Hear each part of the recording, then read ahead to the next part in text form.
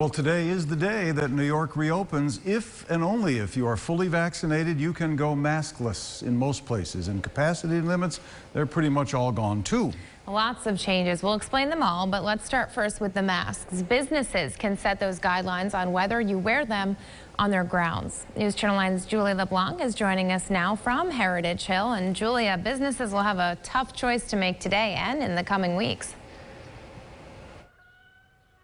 They will, Dan and Nicole, and for a place like Heritage Hill Brewhouse, owner Dan Palladino tells us that he's excited to lift the mask mandate today because he wants customers to choose for themselves. It really is their choice, he says, because in a place like Heritage Hill, people come here, yes, to come eat and have some drinks, but they also come here for the farm and the gorgeous views. So again, he's excited to make this change today. So when you come here, wearing a mask will be voluntary from here on out. It's not required anymore, but if it makes customers feel more comfortable, they of course can feel free to wear it. Now, Palladino is excited to move away from an enforcement role and back to being a business owner, especially with so many young employees.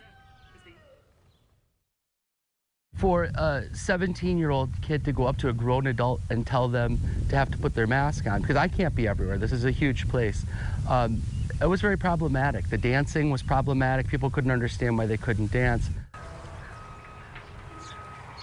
Now, while there's a lot of space in a place like this, in the next town over at a hair salon in Jamesville, owner of Cutter's Corner, Kathy Walser, says with a more hands-on job, she will continue to ask clients to wear their masks, especially since so many coming in are elderly and immunocompromised. I'm right here. I'm touching this guy. Yeah, you are. And, you know, both of these people have had their shots. So I feel comfortable with that. But when I have somebody in here who isn't vaccinated, I don't feel comfortable.